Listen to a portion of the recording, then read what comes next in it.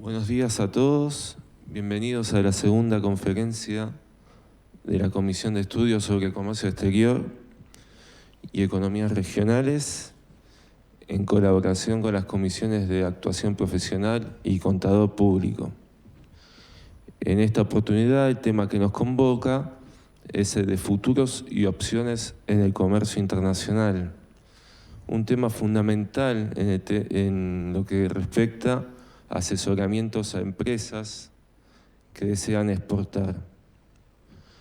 Para tal fin, hoy contamos con la participación de un solo expositor, el doctor Jorge Del Sart.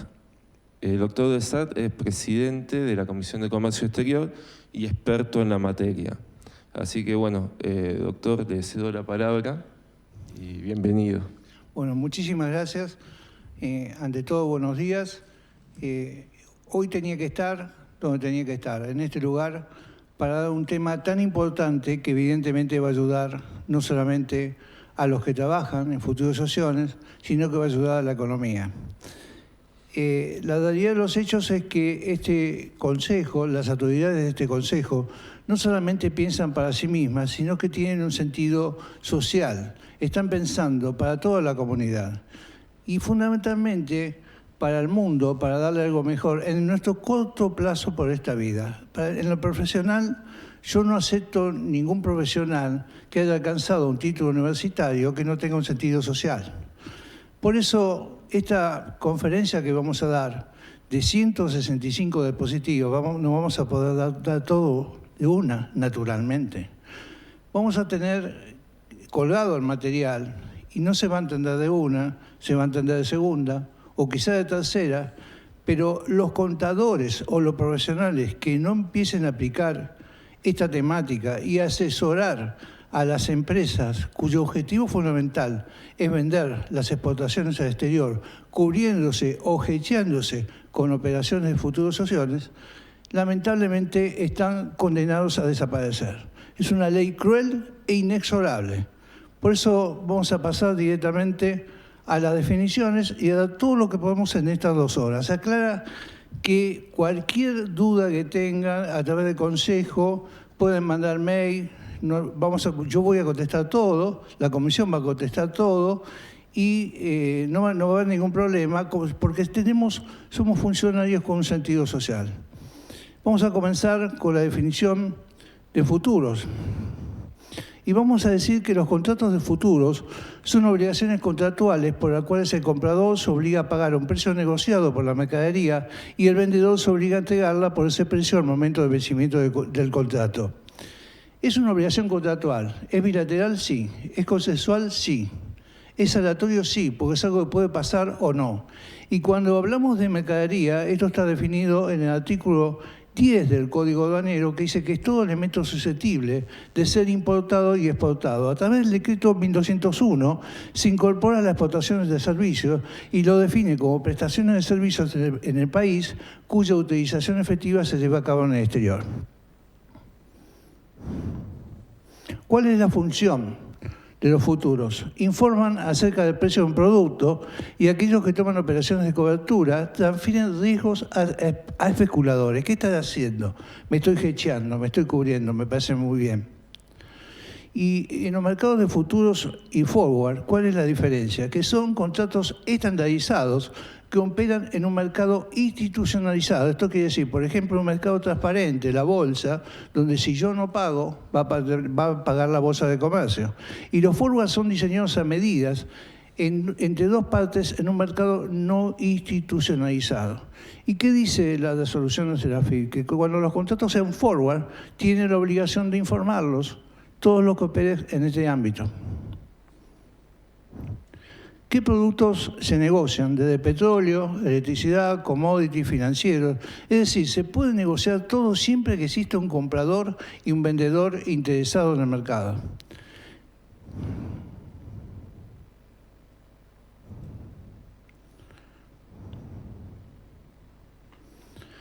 Lo que vamos a ver ahora es algo que se cumple inexorablemente. Y le pido que en estas reglas de interpretación del volumen y del OPA de interés que es el número de contratos abiertos, distintos contratos con distintas frecuencias, esto que voy a pasar a explicar se cumple inexorablemente.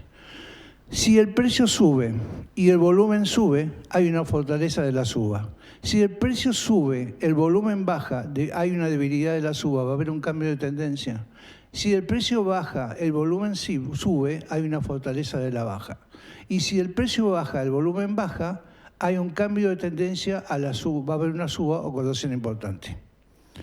Y cuando hablamos de la regla de interpretación del OPA de interés, es el número de contratos abiertos sin cerrar. Esto es importante que lo tengamos en cuenta porque los contratos se van cerrando en distintas frecuencias.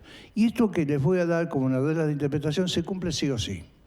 Si el precio sube, el volumen sube, el OPA de interés sube, hay una fortaleza de la suba. Si el precio sube, el volumen sube y el OPA baja, hay una debilidad de la suba. Están cerrando posiciones abiertas. Si el precio baja, el volumen sube y el OPA de interés sube, hay una fortaleza de la baja. Y si el precio baja, el volumen sube y el OPA de interés baja, va a haber un cambio de tendencia o corrección importante. ¿Quiénes son los participantes del mercado de futuros sociales? Bueno, tenemos dos. Están aquellos que se están cubriendo, que están haciendo una operación de cobertura, son aquellos que acuden a los mercados continuamente, y está el especulador. Son inversores que quieren lograr una ganancia anticipando los cambios de precio. Opciones. Yo quiero definir qué es lo que pasó el lunes negro de la semana pasada. Cuando la bolsa de comercio bajó a precios increíbles, los chinos con 5.000 años de cultura, el presidente de China dio la orden de comprar. Todos aquellos que tenían acciones de empresas de China vendieron a precios vil. Los chinos con 5.000 años de cultura compraron todas las acciones. Hoy son los dueños de las industrias pesadas que están en China y evidentemente van a manejar todos los precios del mercado internacionales. Para trabajar en esta operatoria se necesita un componente psicológico y lo principal es cubrirse ante algo que pueda suceder. Es aleatorio, puede pasar o no, entonces me voy a quedar muy tranquilo trabajando. En la definición vamos a decir que las opciones de compra call y de venta put otorgan derecho a comprar y vender un bien a un periodo específico y a un precio preestablecido. Fíjense, un derecho a comprar, no una obligación. Yo tengo el derecho a comprar o vender. En los sujetos, la persona que compra la opción es el titular, no la obligación. Y el que vende la opción es el vendedor, el lanzador de la opción. El precio de ejercicio es el precio al cual el titular de la opción tiene derecho a comprar. El derecho, no la obligación. Y en el caso del vendedor, es el precio al cual va a entregar el producto. La fecha de vencimiento es la fecha que vence la opción. La prima es el precio de la opción de la compra o la venta. Y la volatilidad, a medida que aumenta el tiempo, aumenta el valor de la prima. Opciones de compra-venta. Si ustedes tienen este sumario de opciones que he realizado, no pueden tener ningún problema cuando empiezan a trabajar en esta operatoria. Si compro un call y soy comprador, es alcista. Tengo derecho de compra y pago la prima. Si soy vendedor, soy bajista o neutral. Tengo la obligación de vender y cobro la prima. En la opción de venta o put, si soy comprador, es bajista, tengo derecho a vender y pago la prima. Cuando ustedes vean los balances de todas las petroleras del país, se van a encontrar en los balances que el 98% de las operaciones son de put. ¿Por qué? Porque se cubren ante una baja. Si el petróleo bajó, automáticamente estoy cubierto por esta opción de venta. Y el vendedor es alcista, neutral, obligación de comprar, recibe la prima. Si tienen en cuenta este cuadrito, absolutamente les puedo asegurar que no van a tener ningún problema cuando empiecen a operar. El call, el derecho a comprar, el put, derecho a vender, el lanzador, la obligación de vender, y en el put, la obligación de comprar. Los futuros, compra un futuro o vende un futuro. Ejemplo. Fíjese en este ejemplo qué clarito que está. Tenemos un precio de una especie común, lo tenemos al precio a 50, vale 62. 62 menos 50, 12. Por 100 gané 1.200 pesos. Lo comparo, hago el porcentaje, digo 1.200 dividido 5.000, gané un 24%. Fíjense la misma operación en una opción de compra. Compré un call, lo compré 50. Recuerden la expectativa que yo iba a subir y pago, tengo el derecho, no la obligación. 62 menos 50, 12, menos 5 que pagué de prima, 700 pesos. Mi porcentaje de retorno, 140%. Fíjense que el precio de equilibrio está en 50, 50 menos 50, 0 en la parte común, y en la parte de un call, en este caso una opción de compra, 50 menos 50, lo máximo que yo voy a perder es la prima. ¿Qué significa esto? Que mis ganancias son ilimitadas, mis pérdidas son limitadas, lo máximo que voy a perder es la prima. Y me tomé el trabajo, para todos los que bajen el material, de hacer todos los cálculos de esta operación para que ustedes no tengan ningún problema y lo vean claramente en su casa. Compra normal y los cálculos de opción de compra. En el mercado internacional, que es el tema que nos compete y que nosotros vamos a ver, ¿quiénes son los tomadores habituales de futuros y opciones? Los exportadores, los petroleros, los productores agropecuarios, los acopiadores, los industriales, los supermercados, inclusive, porque las opciones son seguros sobre los precios. Y acá es la parte psicológica que tenemos que tener en cuenta para operar en un futuro, que evidentemente no tuvieron los operadores de Estados Unidos, ni tampoco tuvieron los operadores de Europa. Esto se cumple inexorablemente. Aquellos que operen en futuras opciones deben tener en cuenta los siguientes aspectos. Orientar el enfoque hacia lo que uno necesita aprender. Saber manejarse con pérdidas. Ser un experto en una pequeña porción del mercado, en un pequeño nicho, no en todo. Ejecutar una decisión con seguridad. Pensar en probabilidades, ser objetivo, controlarse y monitorearse uno mismo. Aquel que no sabe ni controlarse ni monitorearse uno mismo, menos puede controlar a los demás. Y en la estrategia de opciones, bueno, hay muchísimas: compra de call, venta de call, compra de put, venta de put, compra bull spread, put bear spread. Hasta se van a encontrar algunas con nombre de postre, alemán, Strahle, Strangle. Pero nosotros nos vamos a basar en dos: en la compra de call, venta de call, compra de put y venta de put. En la compra de call vamos a decir que el potencial de ganancia es ilimitado. El riesgo potencial es limitado porque lo máximo que voy a perder es la prima. El efecto de paso del tiempo es negativo y la expectativa del mercado es alcista. En la venta del call, el potencial es limitado de ganancia. ¿Por qué? Porque lo máximo que voy a cobrar es la prima. El potencial de riesgo es ilimitado, el efecto del paso del tiempo es positivo y la expectativa del mercado es bajista. En la compra de un put, el potencial de ganancia es ilimitado, el riesgo potencial es limitado, el efecto del paso del tiempo es negativo, la expectativa del mercado es bajista y en la venta del put es limitado, el riesgo potencial es limitado, el efecto del paso del tiempo es positivo y la expectativa del mercado alcista. Sorprende que gente con tanta experiencia en Nueva York haya tenido esta movida de vender todo por pánico, que supieron aprovechar los chinos, que pasaron a ser potencia mundial, número 1, comprando todas las acciones que estaban en poder de Estados Unidos, Europa. Fíjense que hay un búfalo, eso significa que todo a la alza, y un oso, vea, todo para abajo.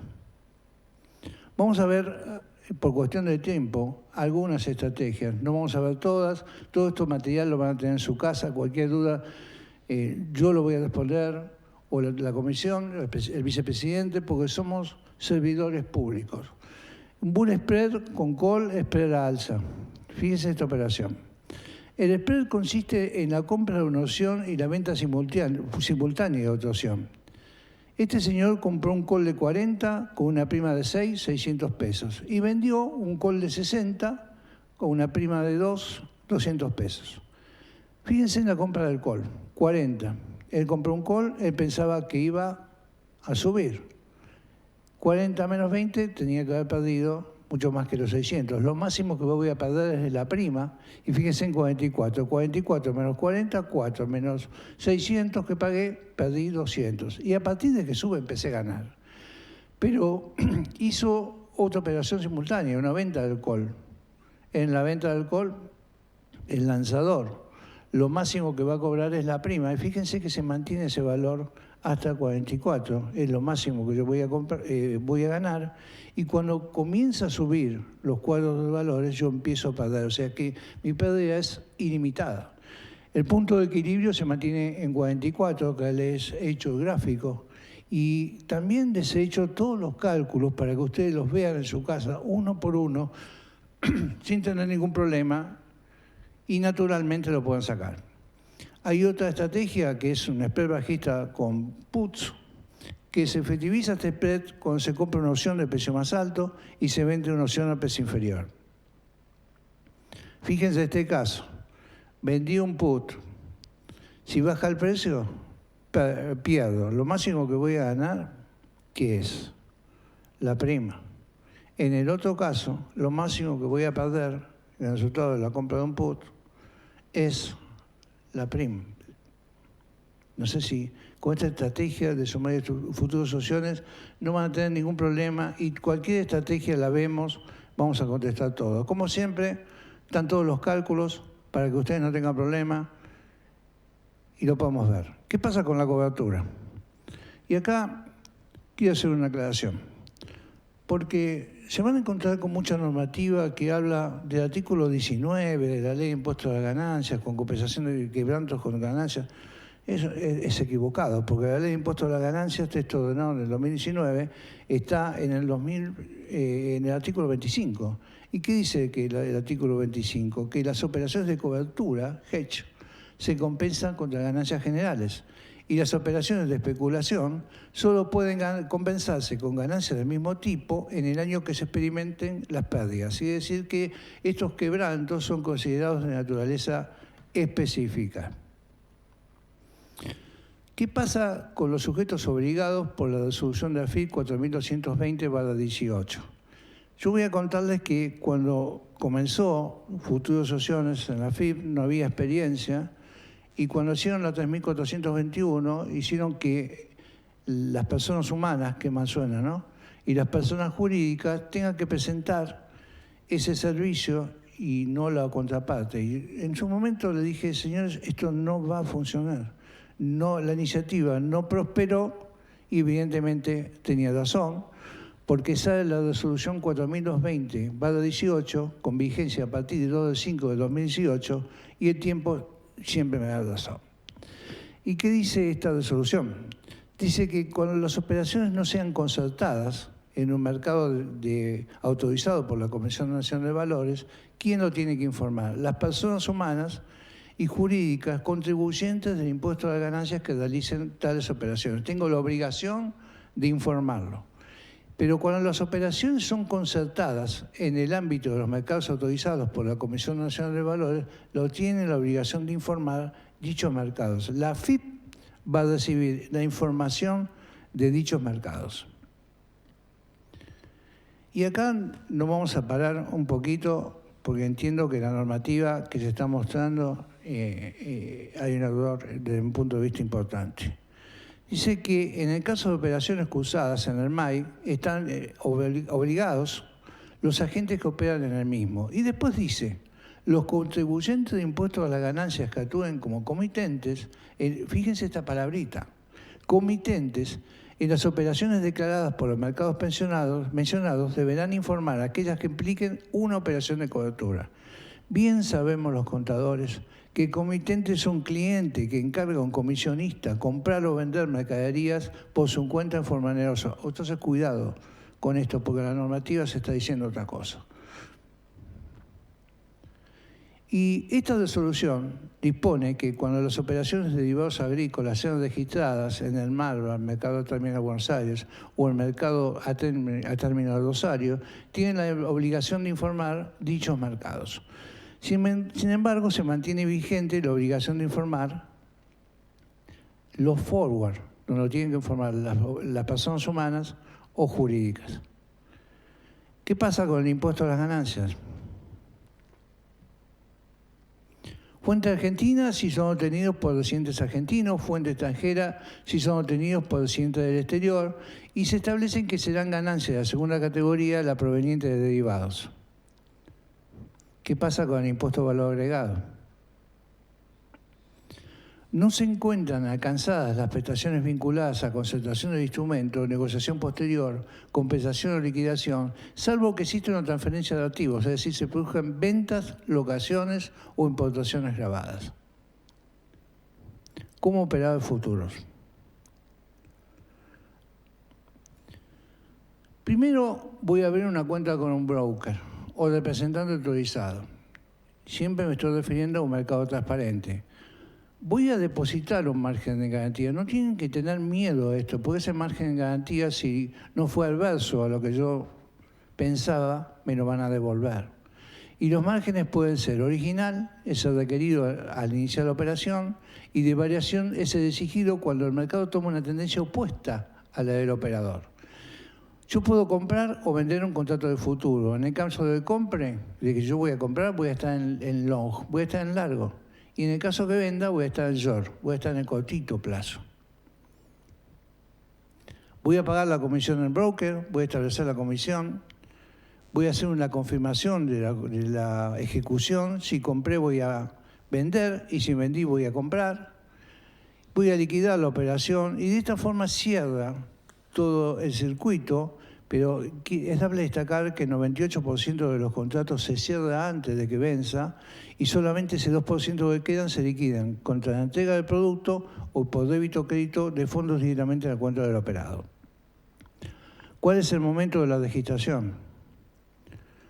Bueno, la resolución claramente establece que lo tengo que registrar dentro de los 10 días administrativos contados a partir de la concertación de la operación, modificación del contrato, liquidación parcial o total o decisión anticipada.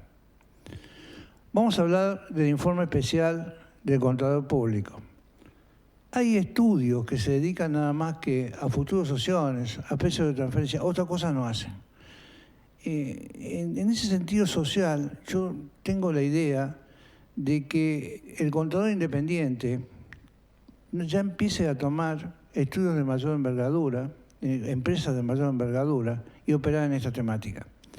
¿Y qué dice que están obligados al informe especial del contador público? Si yo tuve un quebranto y mi actividad principal tuvo ingresos brutos anuales superiores a, en el agropecuario, 230 millones, en la industria de minería, 760 millones, en comercio, 900 millones, en servicios, 250 millones, en construcción, 360 millones. ¿Y cómo voy a hacer este informe del contador público? Siempre lo voy a presentar contra la presentación de declaraciones juradas y pagos, pero lo tengo que presentar con un formulario que lo voy a bajar de la página del Fisco, formulario 2662, voy a ir al link formulario. Y otra de las cosas que he visto en mucha normativa, que se dice que la autoridad certificante es la AFIP. Esto no es correcto, porque la autoridad certificante para la firma digital, para el informe del contador público, es quien cuenta con la licencia otorgada por la Jefatura de Gabinete de Ministros de la Nación para otorgar certificados y prestar otros servicios relacionados con la firma digital. Es decir, que este informe va a estar emitido y suscrito por un contador público independiente o que corresponde a un estudio independiente, debiendo estar su firma autenticada por el Consejo Profesional. ¿Cómo? Digitalmente.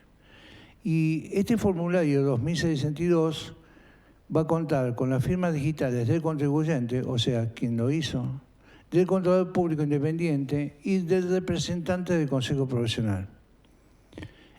¿Qué va a costar en este informe de contador público? Va a costar el importe total de los resultados provenientes de operaciones con instrumentos derivados, incluidos en la declaración jurada de impuesto a la ganancia. Fíjense cómo a través del artículo 25, que antes lo hablaban del 19, se hace toda una temática tan impresionante que me obliga a mí a cumplir un montón de pasos. Segundo, el detalle de los importes correspondientes, de las operaciones de cobertura. Tercero, el detalle de la documentación prueba. Es dable destacar que por cada operación yo tengo que adjuntar un PDF. Y la opinión respecto al tratamiento otorgado en el impuesto a las ganancias y los resultados provenientes de operaciones con contratos derivados y la razonabilidad de los importes. En cuanto al vencimiento, ¿cuándo lo tengo que presentar? hasta el último día hábil del mes calendario posterior a la fecha de vencimiento para la presentación de la declaración jurada de impuestos a las ganancias y como constancia de la presentación realizada, el sistema que me va a emitir un comprobante que va a tener el carácter de acuse de recibo. Acá le bajé el formulario 2062. Fíjense que dice claramente derivados, tipo de formulario, tipo de presentación, original o no, el pedido, si se trata de presentación irregular o no, si es inicio, cambio de cierre, de organización, liquidación, otros, el quid del contador certificante, el quid del estudio profesional y la matrícula. Y que declara que los datos que él está presentando reflejan la verdad, sin falsear operación alguna. En esta autoridad certificante aparecen todos los consejos. Y acá, como estuve de inicio con esto, sinceramente me sorprendía cuando yo podía firmar, en este caso como Jorge Alzar, firma del contribuyente, firma del contador certificante, firma del representante de consejos profesionales. Quiere decir que no existía lo que se denomina oposición de intereses. A través de muchas vicisitudes que tuve que pasar, bueno, esto se corrigió. Y ahora cada uno firma por la firma del contribuyente, la firma del contador certificante y la firma del consejo profesional. Aparece una comunicación del Banco Central, 6844, modificada por la misa de 1915. Es algo que ya la normativa del Banco Central, soy muy puntilloso con esto, lo llevo día a día, porque cambia día a día y va a cambiar día a día. Evidentemente, para hacer una exportación se necesita un tipo de cambio alto y esto va a cambiar. Pero no se asusten por esta comunicación del Banco Central, porque ahora les voy a explicar claramente qué es lo que pasa. ¿Qué dice esta comunicación? Que a partir del 11 del 9 de 2019, todos los contratos de futuras opciones o forward deben efectuarse en moneda local. Y dice que solamente se van a emitir el acceso al mercado de cambio para el pago de primas, constitución de garantías, en el caso de cobertura de tasa de interés, pero siempre que lo tenga declarados en el relevamiento de activos y pasivos externos. Ojo, contadores, si yo no presenté esto, automáticamente los bancos me van a bloquear la cuenta y no voy a poder cobrar nada del exterior. Lo mismo si yo no hice un presupuesto de lo que voy a importar para lo que me pide el Ministerio de Economía, no voy a importar absolutamente nada. Y aquellos, dice la resolución, que accedan a estos mercados van a tener que ingresar un banco que me haga seguimiento para que yo, dentro de los 5 días, libere los fondos. No hay que asustarse porque el Marva y el Rofer es el mercado más importante que tenemos los argentinos, y en el mercado de término de Buenos Aires, como en el mercado de término de Rosario, no solamente se negocian los productos agropecuarios, sino que también se negocian en el Rofer fundamentalmente los futuros de divisas más negociados. ¿Quién regula estos mercados? La Comisión Nacional de Valores, que controla y regula estos mercados de futuros y opciones fundamentalmente con el Ministerio de Agricultura. Los mercados de futuros y opciones dictan sus propias normas.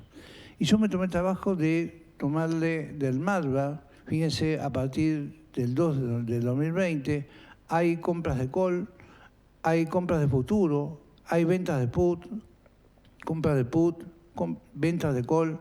¿Por qué? Porque trabajan con la soja, con el mercado de Chicago y automáticamente compensan las operaciones. Son un mercado formidable, nadie puede dejar de trabajar con esto si quieren sobrevivir.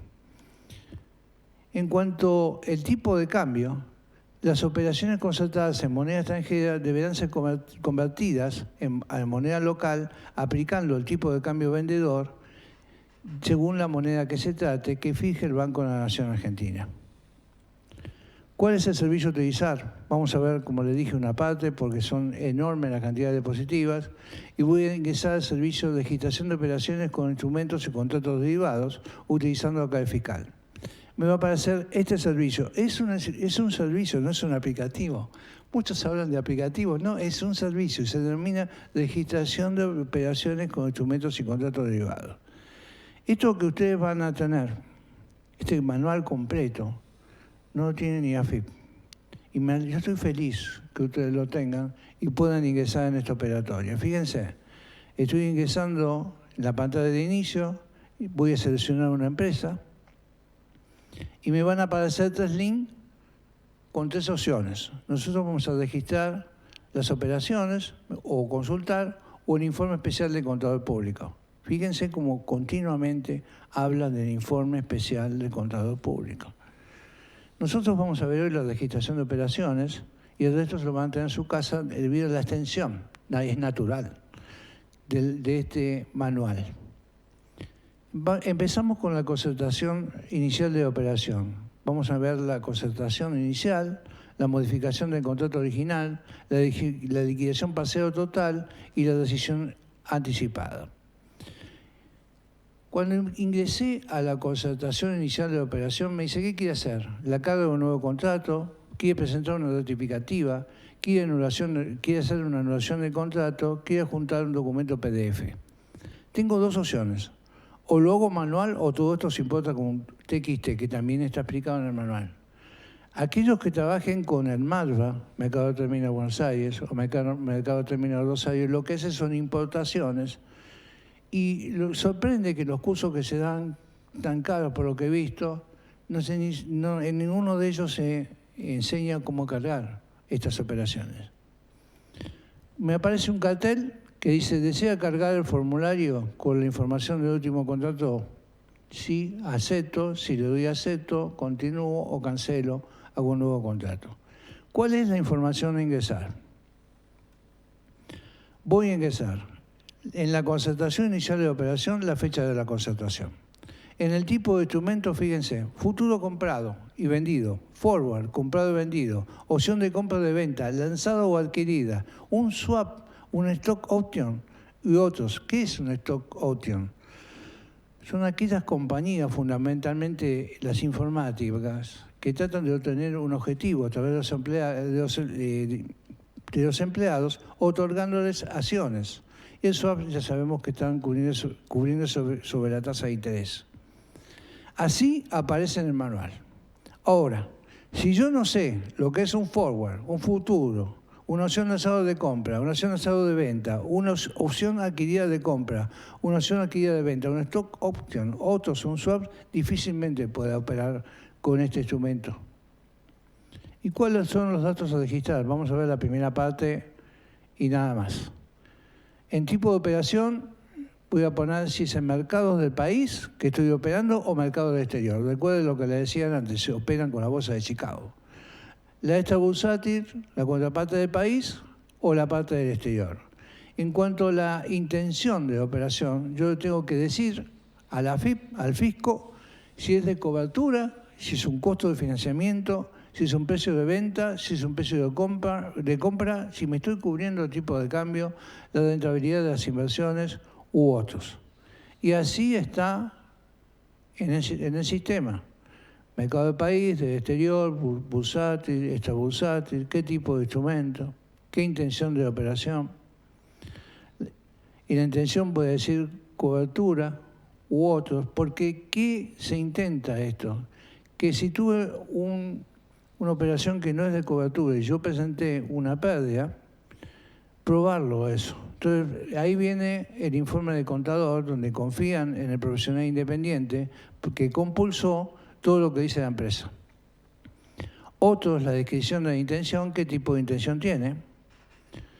Monto de la transacción concertada. Fíjense que me pide en pesos y también me pide que la concerte en la moneda original y también en pesos. El monto de la prima, todo lo que estuvimos hablando de inicio. El monto de la moneda, acá están todas las monedas que yo tengo que elegir. El monto de la prima original, y lo voy a convertir en pesos. Y empieza con una serie de preguntas increíbles, la identificación de la contraparte. Me va a pedir la razón social, apellido y nombre, el quit o el CDI. Y para sujetos no residentes, en el caso de personas humanas, podemos insistir que más suena, documento de identidad, pasaporte, domicilio total del exterior, lugar y fecha de nacimiento, número de identificación tributaria en el país de residencia, residencia tributaria. Fíjense cómo está, ahora lo vamos a ver en el manual. Para las personas jurídicas me va a pedir el tipo de entidad, domicilio total del exterior, lugar y fecha de constitución, número de identificación tributaria y residencia tributaria. Así aparece en el manual. Fíjese, ¿reside en la Argentina? Sí, no me preguntan casi nada. Si no resido en la Argentina, me empieza a hacer toda una serie de preguntas increíbles. Número de documentos, país que los pidió, fecha de nacimiento, país de nacimiento, estado, provincia, localidad.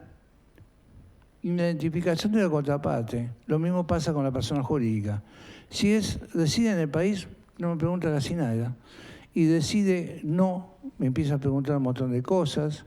Si es qué tipo de persona, si es unipersonal, si es un trust, si es un fondo, si el Estado, la provincia, la localidad, la dirección, en fin, una serie de datos increíbles. Que eso conviene hacer una importación a través del TXT y no estar cargando uno por uno. La identificación de la contraparte termina con el número de identificación tributaria y la residencia tributaria. También tengo que identificar si yo trabajé con intermediario o no. Y el monto de los honorarios pactados. Fíjense que hasta me piden cuántos pacté de honorarios. ¿Intervino un intermediario? Sí o no. En moneda original y en pesos. Y en la identificación de si reside en la Argentina me va a pedir muy pocas cosas. El quit, el apellido, nombre de razón social. Y si reside en el exterior, me va a decir persona física o jurídica. Persona física no existe más, es persona humana.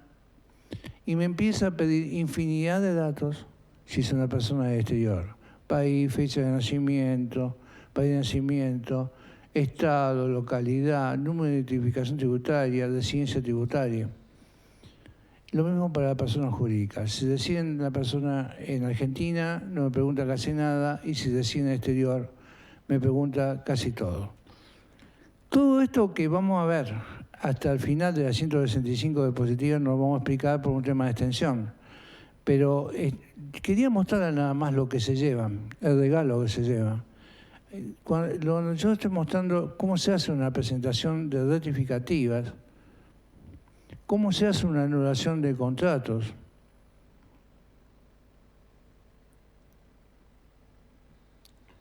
cómo se adjunta un contrato PDF,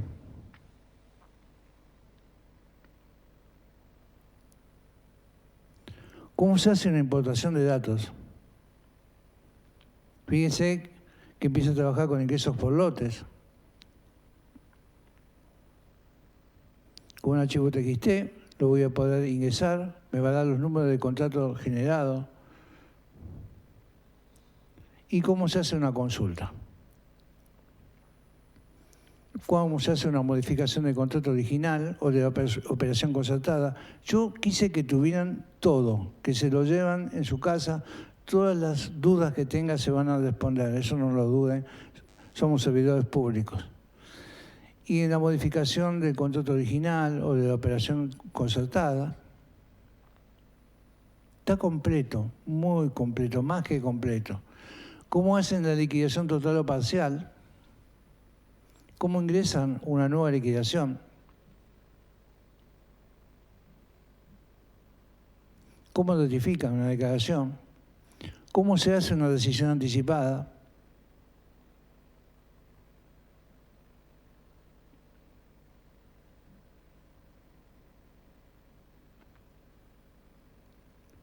Y por último, ¿cómo es una consulta?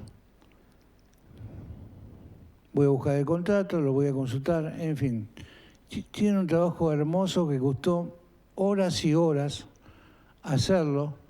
Y yo quiero agradecer fundamentalmente a todos los amigos que nos están viendo del otro lado, a mis 3 hijos que sé que están, Cristian, Diego y Micaela, que sé que me están viendo, a los amigos de la página Todo Gana y Bancos, a los alumnos y colegas, a la Comisión Partícipe y a la Comisión de Comercio Exterior, y fundamentalmente al Consejo Profesional, por ese sentido social que tenía Aldo Pinanelli, que estoy seguro que debe estar feliz que nosotros demos un instrumento que si el mundo lo hubiera aplicado, no tendríamos los problemas que tenemos. Muchas gracias. Cualquier duda, consulta, estamos a disposición. Muchas gracias, doctor. Vamos a esperar a ver si hay alguna pregunta online.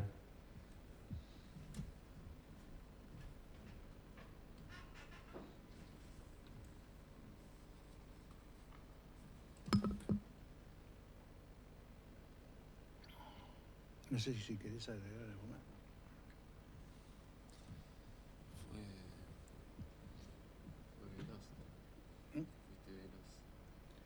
Y 165 de posterior.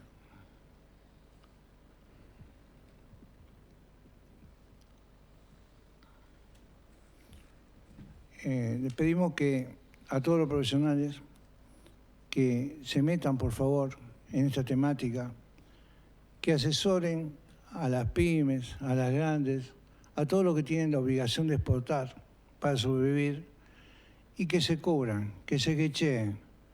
Hoy, no saber esta operatoria es condenar a la empresa a la que nosotros tenemos que asesorar para que sobreviva. Los contadores y todos los que trabajan en esta temática nos hemos convertido en el pilar fundamental de la nación. Ya tenemos la obligación de conocer esto por las obligaciones del fisco, pero fundamentalmente por la operatoria de cómo nos vamos a cubrir ante una obligación que tenemos de exportar si queremos sobrevivir. Creo que viene una pregunta.